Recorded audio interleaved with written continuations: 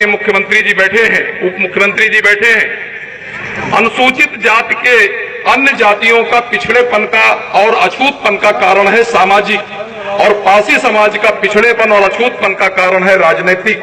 प्रारंभिक दौर से ही मुसलमानों से, इस्लाम से लड़ते चले गए और आखिर में अंग्रेजों से भी लड़ बैठे।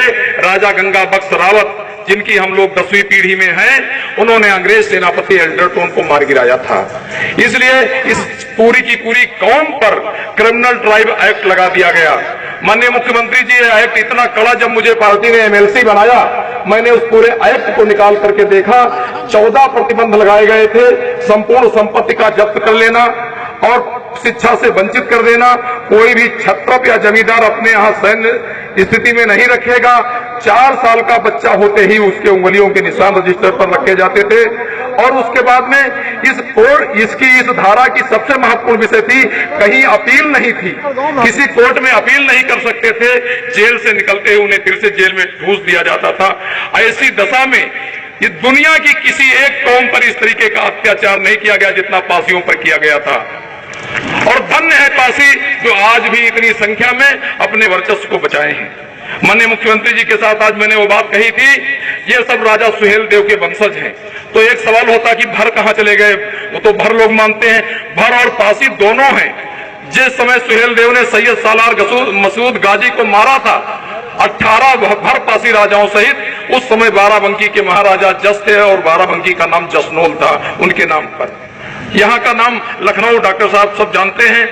इसलिए मैं कहना चाहता हूं, 1376 में फिरोज शाह तुगलक जब गद्दी पर बैठा तब वो बहराइच जाता है और बहराइच में उसने उसी स्थान को चिन्हित किया जिस जगह पर मसूद गाजी मारा गया था। उसे गाजी की उपाधि दिया और घोषणा किया, भर मारो अभियान चलाया। ये पूरा क्षेत्र सब भरों का था और पासी फारसी लिखते थे, जो यहाँ बच गए पासी कहकर बच गए और पूर्वांचल में भर हैं। ये हिस्ट्री सब और ये अभियान चला 1394 तक, जब तक सैयद वो जिंदा रहा फिरोज शाह तुगलक। और उसके बाद में सर 1401 में जब वो गद्दी से हट गया तो मलिक सरवर इब्राहिम शाह सरकी जौनपुर से आकर के अपने को स्वतंत्र घोषित कर दिया और राजा माहे पासी रायबरेली के थे, उनसे भयंकर युद्ध किया। और युद्ध में राजा माहे पासी पराजित हो गए और उसके बाद में तब से लेकर के मुसलमानों ने इन पर राजतंत्र पूरे तौर से समाप्त कर दिया। हम एक बात इस माध्यम से कहना चाहते हैं, और सर इनकी एक कौम बिरतिहा है पासियों की, जो हमारे यहाँ जाकर के उस वीर गौरव गाथा को गाते हैं। क्योंकि पढ़ाई पर रोक लग गई थी, समाज से बहिष्कृत कर दिए गए थे, और जो आज भी धारा में जो पुलिस जिसको अपराधी हो और उसको अगर पुलिस पकड़ने जाए, जो अपने यहाँ संरक्षण दे देगा वो भी अपराधी हो जाएगा। ये हमारे अछूतपन का कारण है, ये हमारे पिछड़ेपन का कारण है। और जब 1757 में प्लासी का युद्ध, मैं मोटी मोटी बात बता रहा हूं, प्लासी के युद्ध में आसफुद्दौला के नेतृत्व में, बंगाल के नवाब के नेतृत्व में वो युद्ध हुआ था। 300 सैनिक मात्र लॉर्ड क्लाइव के थे और 18,000 पासी थे उस फौज में। उन सबको मीर जाफर और अमीर चंद ने गद्दारी की, इतिहास डॉक्टर महेंद्र सिंह जी बहुत अच्छी तरह जानते हैं। मीर जाफर ने गद्दारी किया और तब से इन पासियों को धोखे से वहां कब्जे में कर लिया गया। पासी हार गए सर, और इस्लाम ने पूरी तौर से हमारे राजतंत्र को रौंदा। जब हमारे नेता भारतीय जनता पार्टी को छोड़कर अनुसूचित जाति के दूसरी बिरादरियों के नेता जो हैं या हमारी ही बिरादरी नेता हैं, वो तोप मोड़ देते हैं कि हमारा दुश्मन ब्राह्मणवाद है, मनवाद है, हमको सवर्णों ने पीछे किया। मैं कहना चाहता हूं, जब सवर्ण स्टेट थी, सवर्ण साम्राज्य थी, तब हम राजा थे।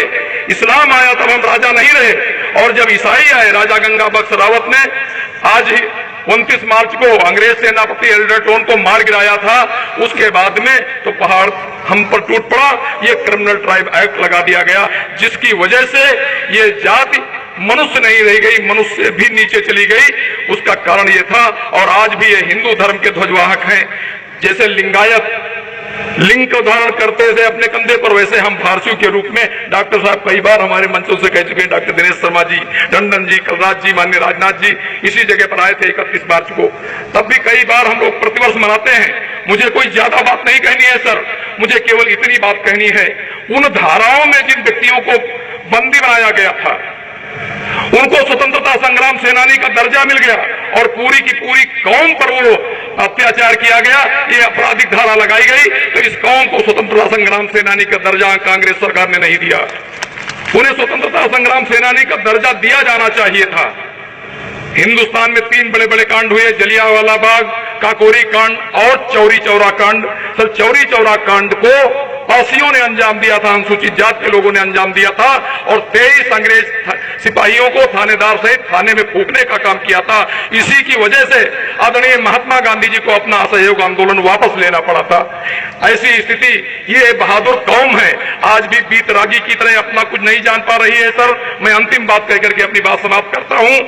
सर देश आजाद हो गया 1947 में और पासी आजाद हुए 1952 में 8 अक्टूबर को, जब अनंत सेना महंगर आयोग बना, उनकी अध्यक्षता में कमेटी बनी और उसने सिफारिश किया इन अनुसूचित जात के लोगों को कहां पर समाहित किया जाए, इन क्रिमिनल ट्राइब एक्ट से प्रभावित। उसमें पूरे प्रदेश में भर भी थे और पासी भी थे और कुछ जातियां जगह जगह पर थी, जैसे लोध, मैनपुरी, एटा, इटावा, जैसे बस्ती में केवट, मल्लाह, इस तरीके से सब जातियां अलग अलग थी, लेकिन पूरे प्रदेश में पासियों पर लागू था।